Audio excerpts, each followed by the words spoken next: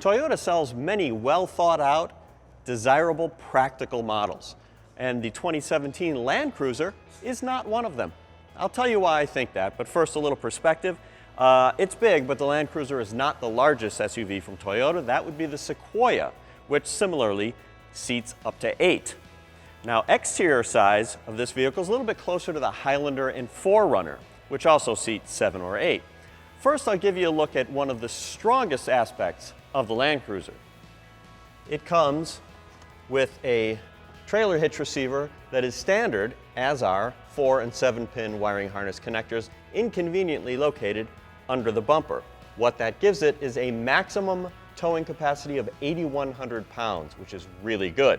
Now, the Cadillac Escalade can get as much as 200 pounds higher, but the Lexus LX 570, which is essentially the same vehicle as this, is 1,100 pounds lower.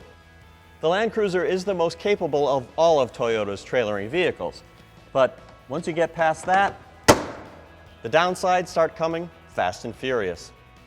One major downside is how it drives. It's very trucky at a time when even pickup trucks aren't that trucky. Now, understand some people like a trucky feel, but it actually goes beyond that. There are some outright failings, such as poor body control. Especially when you hit the brakes, there's really bad nosedive. It makes you seem like a bad driver, like you're braking late, even when you're not.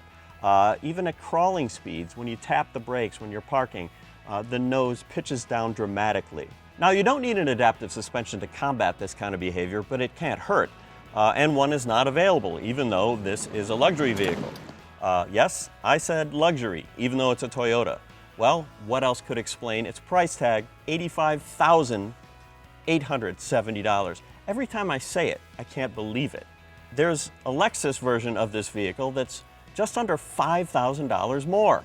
And aside from being a Lexus, it has a suspension with adaptive shock absorbers and height adjustable springs. I don't even know why we're having this conversation.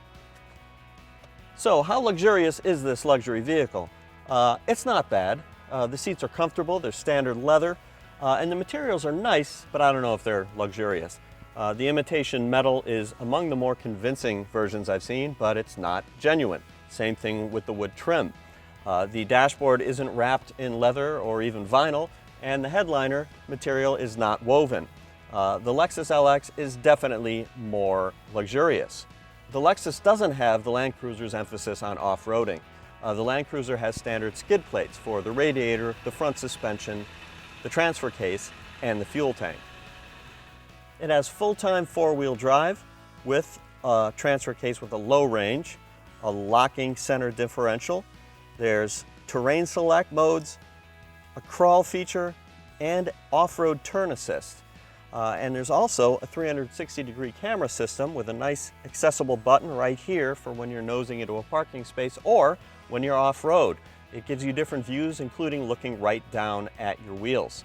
Now, if off-roading in a big, expensive luxury vehicle sounds weird to you, for what it's worth, the Land Rover Range Rover, a direct competitor on price, does the same thing, but that one has a variable height suspension too.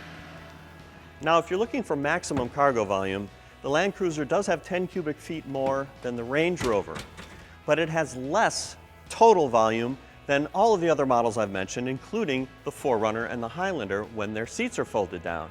And talk about folding down seats, here's a weird part. This is how the third row seats fold down. They actually fold up. And you see the second row seats don't fold flat into the floor either, they tumble forward. None of these seats are really removable. That's why you end up without very much room for such a big SUV. All of the features in the Land Cruiser are standard, from the V8 engine with its rock bottom gas mileage to the backseat entertainment system, which has nice big screens and a couple of different inputs down here and plays DVD discs but not Blu-rays. I'm actually not sure what type of shopper is going to buy a Land Cruiser costing almost $86,000. The Highlander starts at roughly $31.5 thousand, the 4Runner at $35,000, and of course just $5,000 more and you have yourself a Lexus LX.